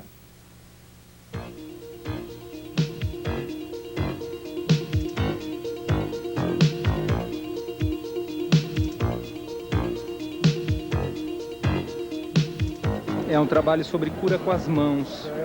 E eu acredito pessoalmente nisso, porque eu já trabalho com cristais, e é incrível a força que vem de tudo isso. A gente vive num mundo imediatista também, onde as pessoas procuram respostas imediatas. A gente aperta um botão e já tem tudo na mão. Telefona, vem uma pizza. E a mesma coisa acontece com relação ao esoterismo, a busca de respostas imediatas. Em toda a nossa vida é assim. Se partirmos de princípios errados, fatalmente chegaremos a conclusões erradas. Agora você vai ver alguns dos principais erros teológicos cometidos pela Nova Era, claro que interpretados segundo o ponto de vista da Bíblia Sagrada. A Nova Era pretende estabelecer esse chamado monismo panteísmo, que é a eliminação de um Deus pessoal e passando a admitir um Deus que está integrado pela própria natureza, não fazendo diferença entre criatura e criador. A filosofia monista declara que tudo que existe tem uma natureza básica, fundamental. Tudo que não seja dessa realidade básica não passa de ilusão. De certa forma, foi o filósofo Platão que primeiramente declarou esta posição monista. E o cristianismo, que distingue entre criador e criatura, entre personalidade e aquilo que não é personalidade ou pessoa, então discorda completamente deste ponto de vista.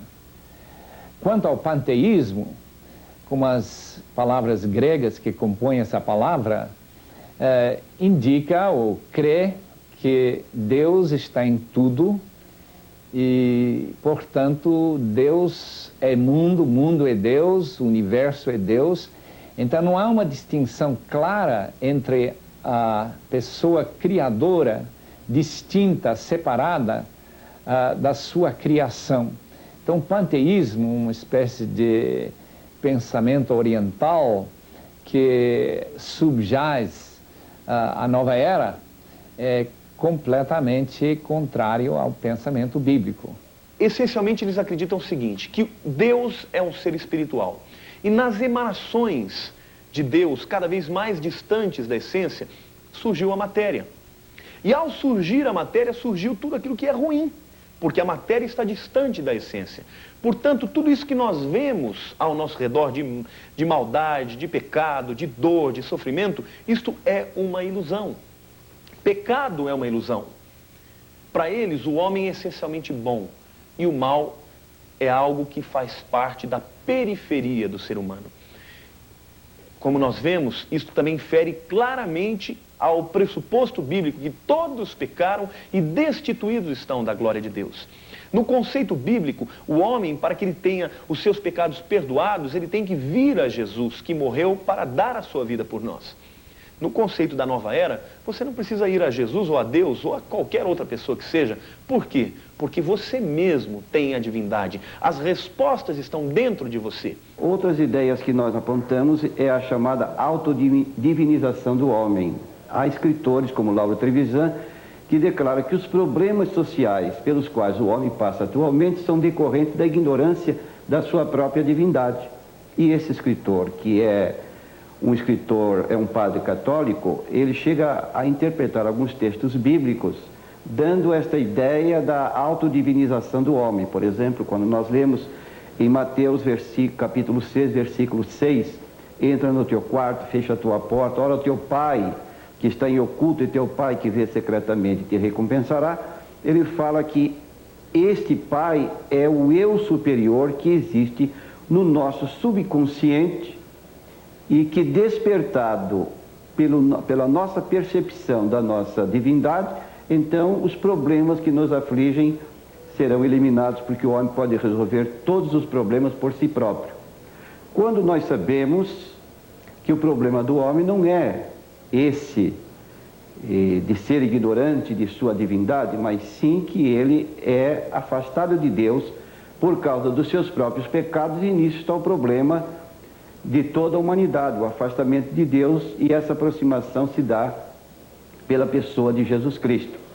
Paralelamente, a nova era cria também aquela ideia de um sincretismo religioso, seguindo os pontos de vista da chamada criadora da Sociedade Teosófica Mundial, Helena Petrovna Blavatsky, em que ela estabelece pontos de vista dizendo que as diferenças doutrinárias de ensinamento das várias religiões devem ser postas de lado e que, principalmente, deve-se buscar os pontos comuns e assim formar uma religião universal. À luz da Bíblia Sagrada, este ponto de vista não tem apoio, porque diz o livro de Amós, capítulo 3, versículo 3, como andarão dois juntos se não estiverem de acordo. Também a nova era apresenta essa ideia do relativismo ético, que significa a sua verdade não é a minha verdade, cada qual tem a sua própria verdade. Algo que pode ser errado para você não pode ou não precisa ser errado por mim. Então, ela foge daquele princípio em que a Bíblia estabelece que Deus não muda e, por conseguinte, ele estabeleceu um tipo de verdade que deve ser aceita por nós todos, desde que ele é o governador, o dominador, o supremo ser com o qual nós temos que nos responsabilizar. E todas as vezes em que o homem procura formar a sua própria verdade, independentemente da verdade absoluta da Bíblia Sagrada, ele está entrando em caminhos tortuosos. O conceito holístico afirma que tudo está interligado, todas as raças, todas as nações, mas não somente as pessoas e nações, mas também tudo que existe. Então, pelo fato que Deus supostamente está em tudo, é a única verdadeira realidade, então holístico significa viver dessa forma. Viver holisticamente seria criar essa harmonia, não haveria mais guerra, muito utopia em termos de esperanças para o futuro, esse apocalíptico de um futuro em que tudo seria perfeita harmonia, tudo seria amor. Essas ideias vêm desse conceito holístico. Ainda temos que apresentar a reencarnação dentro do movimento Nova Era, que difere da posição espírita kardecista, porque dentro do conceito da Nova Era, essa reencarnação teria por finalidade fazer o homem aparecer numa nova época, justamente dentro da nova era, em condições melhores do que atualmente, desde que ele, envolvido, como eles dizem, com a era de peixe, sua mente está dificultando o estabelecimento de uma nova posição social e mundial. Agora, à luz da Bíblia Sagrada, a reencarnação é terminantemente contestada. A Bíblia fala de ressurreição, mas não fala de reencarnação. Não porque simplesmente o vocábulo reencarnação não apareça na Bíblia, mas porque, principalmente de acordo com Hebreus 9:27, a Bíblia diz que aos homens está ordenado morrer uma só vez e vindo depois disso o juízo. Assim, à luz da Bíblia Sagrada, a palavra ressurreição, que aparece em João 5:28 e 29, quando Jesus afirma que todos hão de ressuscitar, tanto os maus como os bons, uns ressuscitarão para a ressurreição da vida e outros ressuscitarão para a ressurreição da condenação. Nesse aspecto, aceitamos a posição bíblica da ressurreição e não da reencarnação. Paralelamente à doutrina da reencarnação, há também a canalização. É uma expressão que designa o contato que determinados médiums ou canalizadores entram em contato com espíritos chamados cósmicos e uma consciência luciferiana, porque, segundo a Nova Era, há um registro chamado registro acástico de todas as pessoas que passaram por este mundo, tem suas palavras, seus ensinamentos arquivados num registro cósmico, e então esses espíritos cósmicos transmitem para os médiums ou canalizadores os ensinos que constituem a ideologia da nova era. Ora, à luz da Bíblia Sagrada, comparando Efésios 6, versículo 12, quando Paulo declara: não temos que lutar contra a carne e o sangue, mas contra as hostes espirituais da maldade nos lugares celestiais, estes espíritos que trazem seus ensinamentos para os canalizadores, eles transmitem ideias conflitantes com a Bíblia Sagrada. E logo podemos chamá-los de profetas falsos, que idealizam uma época parecida com aquela de que a Bíblia fala a respeito da pessoa de Jesus Cristo e procuram então levar a humanidade a aceitar seus pontos de vista contrários à Bíblia Sagrada, conforme nós temos exposto: o panteísmo, o monismo, o relativismo ético, um sincretismo religioso, o evolucionismo cósmico. Todos estes assuntos são trazidos por escritores que entram em contato com esses espíritos que vêm do espaço como espíritos cósmicos.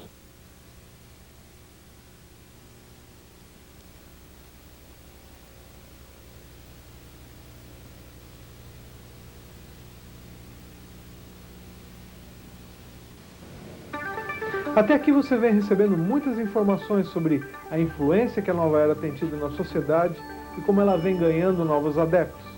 Mas qual será a nossa atitude como cristãos frente à onda mística da nova era?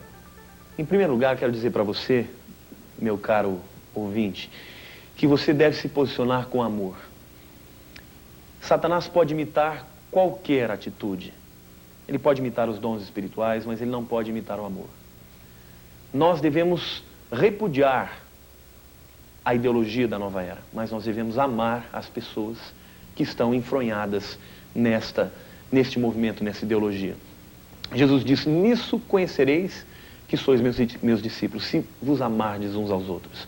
Se nós amarmos aos nossos semelhantes, nós poderemos arrancá-los do império das trevas e trazê-los para o reino do Filho do seu amor. O segundo aspecto é coragem. Não está mais no tempo de nós estarmos em cima do muro.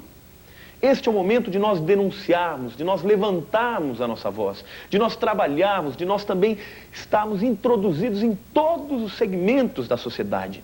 O cristão muitas vezes fica fechado, fica enguetado, fica fechado dentro de si mesmo e perde a oportunidade de estar alcançando as vidas que estão lá fora.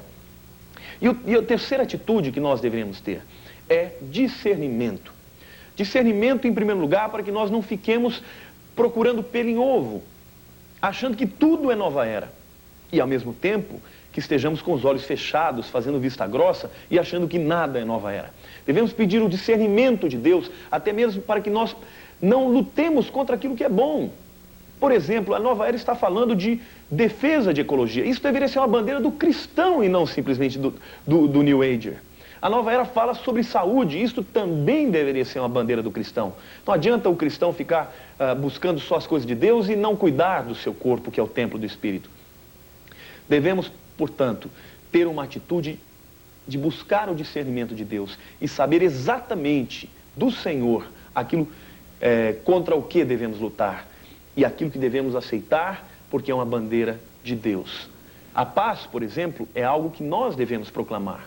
Eles estão proclamando, nós também devemos proclamar, porque Cristo dá a paz. Portanto, não casse as bruxas, não saia aí correndo afirmando que isto ou aquilo é nova era sem que você tenha consciência de que aquilo realmente seja. Seja coerente, seja ético, seja corajoso e, acima de tudo, ame com o amor de Jesus, que você vai ser um instrumento dele para tirar vidas desse movimento. Em primeiro lugar, o cristão deve reconhecer que está numa batalha espiritual. Ele deve se preparar espiritualmente. E a nova era tem coisas, por exemplo, que são comuns à nossa fé. Por exemplo, eles creem no sobrenatural.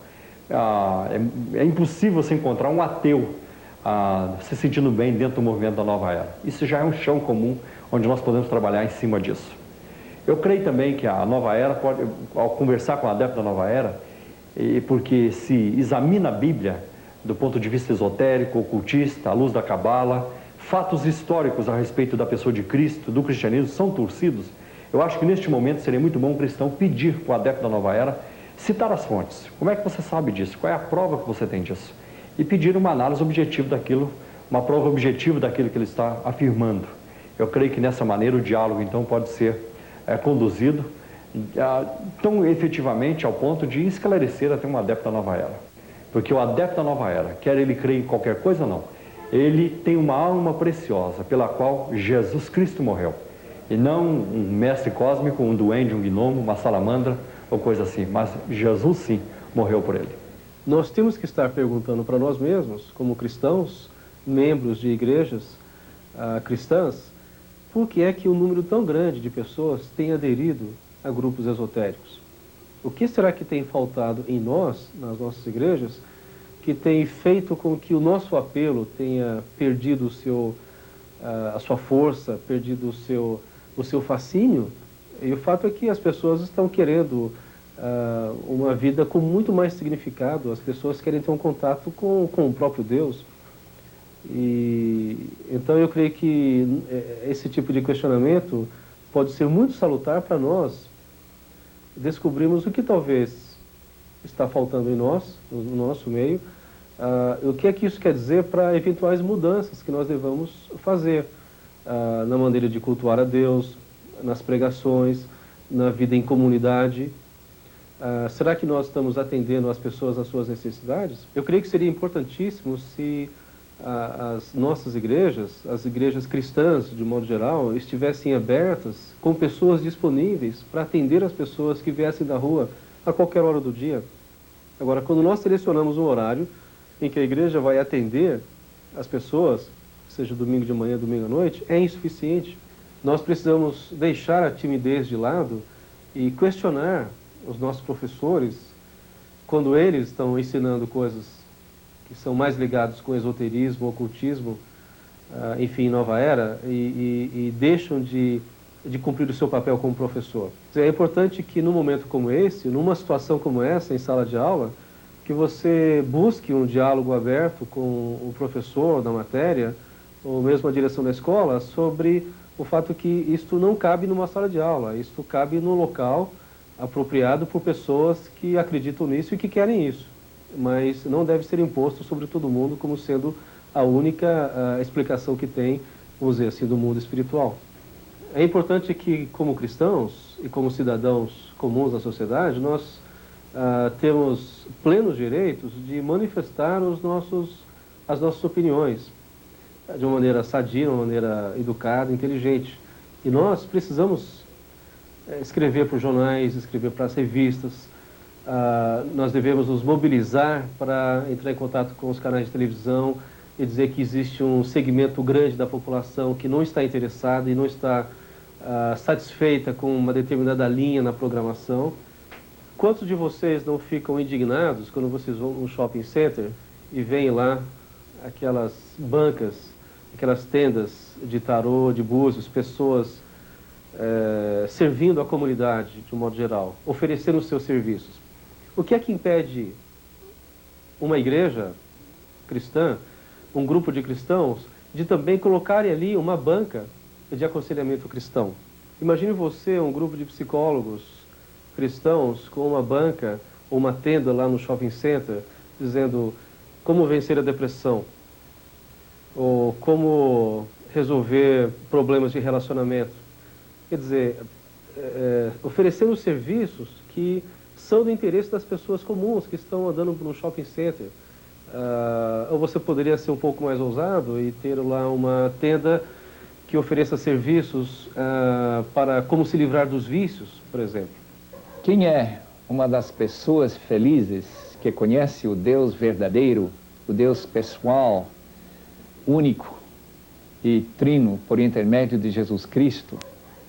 Quem sabe que os seus pecados foram perdoados e que ele é filho de Deus, portanto tem segurança, não será tão facilmente levado por pensamentos esotéricos e místicos como aqueles que se divulgam pela nova era.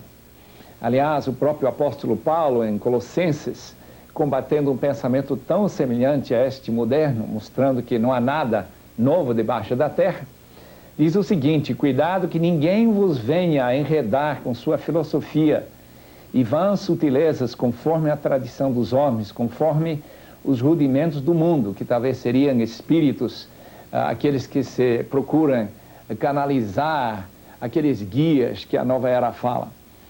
E que não seja segundo Cristo.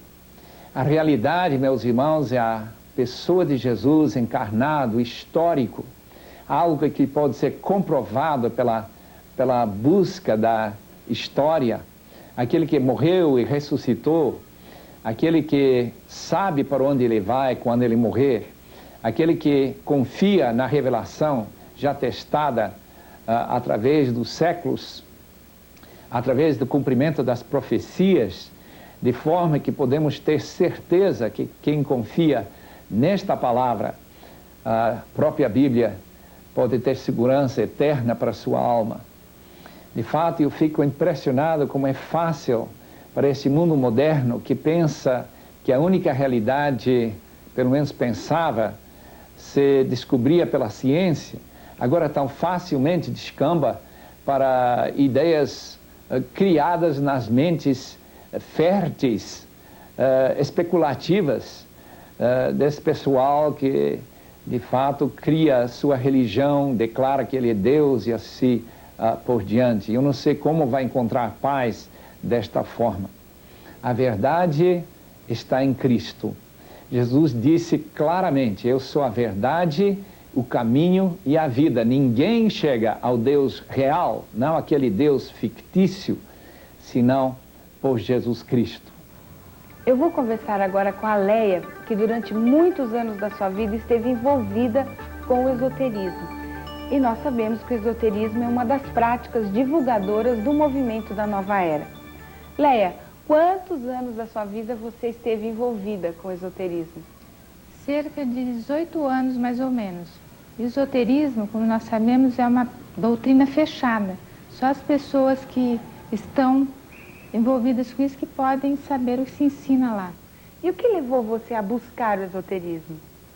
Eu fui em busca da verdade, a verdade sobre Deus, né? A verdade sobre as religiões, o que as religiões pensavam a respeito de Deus. Qual foi, então, a sua trajetória durante esse período dentro do esoterismo? Eu iniciei com um livro intitulado A Terceira Visão, e esse livro é de autoria de Lobsang Rampa. Lá, nós já tínhamos, assim, práticas esotéricas dentro desse livro. Daí eu parti para Rosa Cruz, e a Rosa Cruz é uma filosofia fechada, né? A Rosa Cruz, ela tem graus, né? Você vai passando de um grau para o outro à medida que você vai estudando. e eu cheguei até o 8º grau. Quais foram as práticas esotéricas que você executou durante este período? Comecei iniciando por uma teoria, foi uma aula teórica, né, sobre o corpo espiritual. É como se existisse um desenho, né, do corpo espiritual, você teria que conhecer esse corpo espiritual. E a partir daí, a gente fazia as práticas através de energização, utilizando energia. Depois eu comecei a estudar cristais, cromoterapia, que também é manipulação de energias. Tinha também treinamento de telepatia, né? Treinamento de clarividência, que é você enxergar uma coisa invisível. Léa, e com relação à ufologia, o contato com extraterrestres, você teve alguma prática nessa área? Ah, sim, que a meditação, inclusive, inclui, né, essa prática de contato com extraterrestres, né? Mas eu não cheguei a contatar nenhum. Não conseguiu? Não consegui. Bom, e com relação também à terapia com vidas passadas, você mexeu com essa área também? Ah, sim, eu tinha muita curiosidade para saber o que era essa terapia de vidas passadas. E eu consultei uma psicóloga que fazia, né, esse tipo de terapia. Eu, então, fiz algum treinamento lá, alguma terapia, mas só que eu acho que eu não cheguei à vida passada nenhuma. Estive nessa vida o tempo todo. Bom, e durante toda essa busca, você encontrou a paz que buscava, essa verdade que você tanto procurava no esoterismo? Não, eu acho que essas práticas só me confundiram bastante, porque tanta coisa na cabeça, tanta prática, né, e parece que eu estava andando em círculos, eu não chegava a coisa alguma. Isso foi me deixando de uma maneira assim, nervosa, né? Fui ficando com muita raiva dentro de mim, que eu não sabia nem explicar por que essa raiva, né? E o que culminou realmente com essa minha decepção do esoterismo foi quando eu experimentei o chá do Santo Daime. Não sei se você já ouviu falar, mas esse chá realmente acho que mexeu com muita coisa minha. Eu acho que realmente é uma coisa assim maligna, sabe? Porque eu fiquei muito atormentada com isso. Fiquei assim, tipo, uns 3 anos sofrendo muito espiritualmente. Era um tormento. Eu não sei explicar bem o que eu sentia, entende? E coisas começaram a acontecer, coisas ruins. Acontecimentos à minha volta ruins começaram a acontecer. E as pessoas explicavam que, as pessoas do esoterismo, né, da Nova Era, explicavam que isso significava que era uma limpeza de karma. Era alguma coisa que eu tinha feito em outra vida passada e que agora eu estaria pagando por isso. Mas eu não aceitei isso aí, não. Bom, então quando Jesus entrou na sua vida, porque você se decepcionou com o esoterismo, e aí então quando é que você buscou a Jesus de verdade? Dentro do esoterismo eles dizem que Jesus é um dos mestres do astral, né? É um dos mestres do plano espiritual. E esse Jesus seria às vezes inferior a algum outro mestre. E eu sempre tive Jesus como uma figura única, né? Aconteceu o seguinte, eu estava dentro de uma aula de projeção astral e o professor começou a falar assim contra a Bíblia, né, dizendo que a Bíblia era um livro de 2000 anos atrás e que muita coisa foi deturpada. E eu não concordei em nada com isso porque eu nasci num lar cristão, então eu já conhecia muito sobre a Bíblia. Eu estava apenas buscando a verdade. E então a professora também falou sobre Jesus, né, zombando o nome de Jesus. Eu não podia nunca aceitar isso. Lembrei-me de Mateus 10:33, quando Jesus diz: aquele que me negar perante os homens, eu também o negarei perante meu Pai que está no céu. Então eu não podia mais compactuar com aquilo. Eu me sentia assim, chocada com aquilo lá. Uhum. E aí então você buscou Jesus de verdade. E você realmente encontrou essa paz que você buscava em Jesus? A paz do mundo é uma paz ilusória, é uma paz falsa. Essa paz que o esoterismo tentava dar às pessoas é uma paz ilusória. Agora, a paz de Jesus é aquela paz que você tem tranquilidade, você se sente protegido, né? Você se lembra daquela passagem de Salmos que diz: ainda que eu ande pelo vale da sombra da morte, não temerei mal algum, porque tu estás comigo. Quer dizer, você sente Jesus como realmente uma tranquilidade, você descansa nele, né? Essa paz verdadeira. E eu realmente, a partir disso, eu invoquei o nome de Deus, pedi a Ele que me mostrasse a verdade. Porque eu estava cansada de correr atrás das coisas que os homens dizem. Então eu queria uma resposta direta de Deus. E Deus realmente me respondeu, através de fatos da minha vida, através de uma mudança interior de sentimento. Essa raiva que eu sentia, ela começou a esvanecer, entende? Aos poucos foi esvanecendo e hoje eu me sinto uma pessoa mais segura, amorosa, né? Coisa que eu já não estava sentindo mais, é amor ao meu próximo. O desejo místico que hoje vemos na sociedade, ele data desde a época da Babilônia antiga, de Babel. Atentem que em Babel eles construíram uma torre cujo objetivo era alcançar os céus. Eu não acredito que aquela torre cujo objetivo era alcançar o céu, era uma torre arquitetonicamente projetada para alcançar o céu. O povo naquela época não era tolo, não era singelo o suficiente de acreditar que a sua engenharia iria varar os céus e alcançar o sobrenatural. E o próprio Deus admite que a partir daquela torre não haveria mais limites para o intento do coração do homem. E por isso confundiu a língua, confundiu o idioma de todos que estavam ali. Aquela torre era, na verdade, uma torre esotérica, com o objetivo de domesticar, de captar e de convergir forças que eles acreditavam autônomas no universo para o seu bel prazer, para o seu bel entendimento. Nós não acreditamos que existam forças autônomas no universo. Não existem energias soltas no universo que podem produzir o bem e podem produzir o mal. Não há forças astrais, esotéricas, que são atraídas através de cristais, de pirâmides, de amuletos, de frases prontas, de receitas químicas que possam ser usadas para o bem do homem. Acreditar que o homem tem poder de domesticar essas forças e usar para o seu bel prazer, faz entender que essas forças estão acima do próprio Deus e que o próprio Deus se submete a essas forças. Veja que fascínio fantástico o homem tem sobre si, que se ele conseguir captar forças que estão acima do próprio Deus, o próprio Deus está domesticado, o próprio Deus está agora a seu serviço. E se houver alguma entidade benigna ou maligna, algum Deus bom ou algum Deus mau, se houver Deus e Satanás, essas forças estão acima deles e eles então obedecem essas forças do universo. É aí que reside a grande tentação, o grande fascínio do misticismo, da feitiçaria. É ter Deus e o diabo ao nosso próprio serviço. Basta crer em eles, que domestiquemos, que tragamos essas forças que estão acima do próprio Deus, essas forças que o próprio Deus e o próprio diabo se submetem a elas. E o homem então busca essas forças autônomas no universo, independentes de Deus, e não entende, não compreende que na verdade não existem forças assim soltas no universo. As energias do universo, na verdade, provêm do próprio Deus. E o diabo, o poder que ele tem, que foi um poder delegado de Deus, ele não pode e não aceita ser manipulado por ninguém.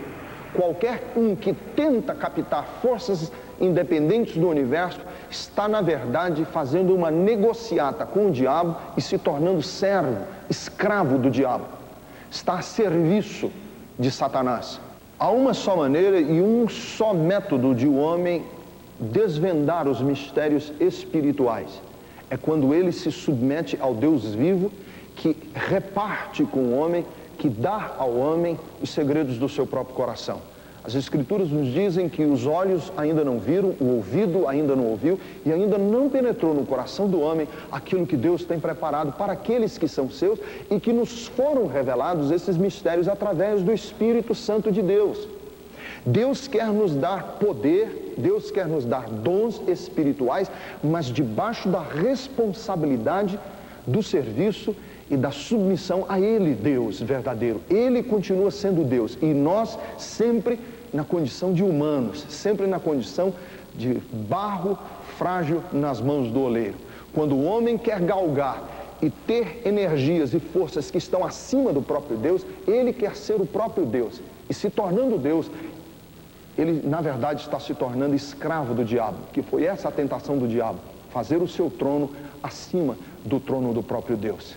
O misticismo é esse desejo já antigo, vem desde lá, a Babilônia antiga, do homem se tornar senhor do próprio universo. Mas nós não fomos feitos para sermos senhores do universo. A mais antiga de todas as tentações foi esta: sereis como deuses. E nós não podemos ser como deuses. Nós somos sempre homens dependentes, frágeis e que precisam do auxílio e do cuidado constante de Deus. Bem, depois de todas essas entrevistas, fica claro que a nova era é uma volta ao passado. E se você pretende ter um futuro junto ao Deus verdadeiro, o Deus que a Bíblia prega, é hora de você abrir a sua vida integralmente a Jesus Cristo, que disse: eu sou o caminho, a verdade e a vida. Ninguém vem ao Pai senão por mim.